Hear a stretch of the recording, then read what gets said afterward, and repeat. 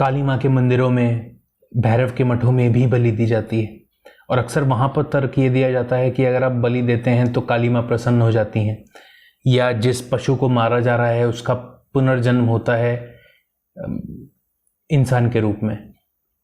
अब यहाँ पर हिंदुओं ने भी वही गलती करी है जो इब्राहिमिक रिलीजन्स ने करी है, अ literal and shallow kind of superficial reading of religious text. ये जो बातें कही जा रही हैं कि माँ प्रसन्न होती हैं या पुनर्जन्म होता है, ये बातें सही तो हैं, पर वैसे सही नहीं है जैसे हम सही माने बैठे हैं। अब आप इसको ध्यान से समझिएगा। आप काली माँ का जो चित्रण दिखाया जाता है हमको अक्सर, उसको अगर आप ध्यान से देखेंगे तो काली माँ ने खोपड़ियों में माला डाली हुई है। काली माँ किस चीज़ का प्रतीक है? काली माँ प्रकृति के उस पक्ष का प्रतीक है जो खतरनाक है, जो डेंजरस है, and nature has a dangerous element to it. We see in floods, we see it in earthquakes, we see it in natural calamities and everything, and we see it in the vulnerable and tragic part of our existence also, right? तो काली माँ उसका प्रतीक है। तो जब आप उसकी कुर्बानी देते हैं, जो फिकल माइंडेड है, जो आपके भीतर जो पशु बैठा है, जब आप उसकी कुर्बानी देते हैं तो फिर आप और ज़्यादा सक्षम हो जाते हैं इन नेचुरल कैलेमिटीज से डील करने के लिए भी। अब इसको ऐसे समझिएगा कि हमने कहा being self conscious is what differentiates humans from animals. तो आप सेक्रीफाइस और डिसिप्लिन, ये सारे ट्रेड्स प्राइमरली ह्यूमंस में देखेंगे, एनिमल्स में नहीं देखेंगे। एनिमल्स अपने इंपल्सेस के गुलाम होते हैं, वो फ्यूचर की बहुत ज़्यादा नहीं सोचते, वो अभी की सोचते हैं, वो कॉन्सिक्वेंसेस की बहुत ज़्यादा नहीं सोचते, वो टाइम के साथ नेगोशिएट करना नहीं जानते। हम जानते हैं, and that is what differentiates humans from animals. तो अगर कोई ऐसा है जो फ्यूचर में जो उसका पोटेंशियल है, जो आइडियल है, उसकी परवाह नहीं करता, जो अपने इंपल्सेस का गुलाम है, जो फिकल माइंडेड है, जो कुछ भी करता है अपने कर्मों की जिम्मेदारी ना लेकर के, वो चाहे शरीर इंसान का लिए हुए हो पर है तो जानवर ही ना।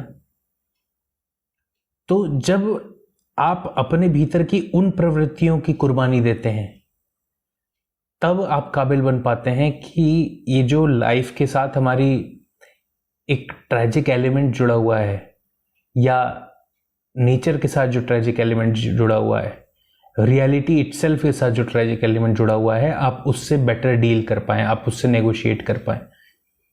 तो इसीलिए जब आप बलि देते हैं काली माँ को तो वो प्रसन्न हो जाती हैं।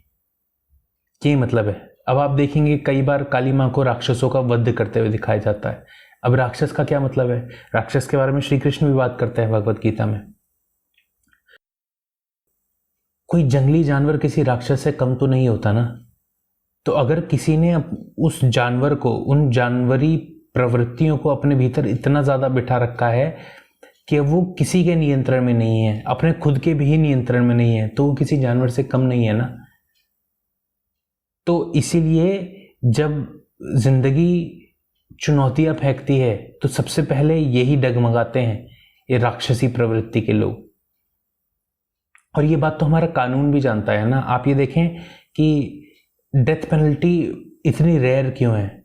क्योंकि चाहे जितनी गिरी हुई भी हरकत करी हो आपने, छोटी सी ही सही एक उम्मीद तो होती है कि आपको इंसान बनाया जा सकता है, पर बहुत कम ही होता है ऐसा। ऐसे भी कुछ लोग होते हैं जिन्होंने इतनी गहरी गुलामी कर रखी है अपने जानवरी प्रवृत्तियों की कि उनसे अब कोई उम्मीद ही नहीं कि उनको इंसान बनाया जा सके, तो फिर वो राक्षस हो जाते हैं। तो जब कोई उम्मीद ही नहीं बचती कि किसी को इंसान बनाया जा सके, तो फिर कानून भी कहता है कि समाज के लिए बेहतर यह है कि इस राक्षस का वध कर दिया जाए, इसको नष्ट कर दिया जाए। तो ये कुछ फर्स्ट प्रिंसिपल्स हैं जिन पर सिर्फ हमारा सोसाइटी ही नहीं, हमारा लॉज तक भी बेस्ड है। उसके बाद फिर जो पुनर्जन्म की बात आती है, हाँ पुनर्जन्म होता है, पर वैसे नहीं होता जैसे आप मानते हैं। जब आप अपने भीतर के जानवर को मार देते हैं, जब उसकी कुर्बानी दे देते हैं, जब उसकी बलि दे देते हैं, तो आपका सही मायने में इंसान रूप में जन्म होता है। कई सारे संतों ने कहा है कि शारीरिक तौर पर माँ बाप जन्म देते हैं, पर जो दूसरा जन्म होता है, जिसे शास्त्रीय तौर पर द्विज कहा जाता है, वो जन्म गुरु देता है। तो जब आप अपने भीतर के जानवर को मार देते हैं, तो आपका जो पुनर्जन्म होता है, जो दूसरा जन्म होता है, जो द्विज होता है, वो सही मायने में आपको एक इंसान बनाता है। और ऐसे होता है पुनर्जन्म। तो बलि देनी है, जानवर को मारना है, पर उस जानवर को नहीं मारना जो बाहर है, उस जानवर को मारना है जो आपके भीतर बैठा है। और वो जानवर कौन है? वो जानवर वो है जो अपनी प्रवृत्तियों का गुलाम है, अपने इंपल्सेस का गुलाम है, जो फिकल माइंडेड है, जो अपने पोटेंशियल की परवाह नहीं करता, अपने आइडियल की परवाह नहीं करता, जो अपने एक्शंस की रिस्पॉन्सिबिलिटी नहीं लेता। उस जानवर को मारना है, उसका सेक्रीफाइस करना है।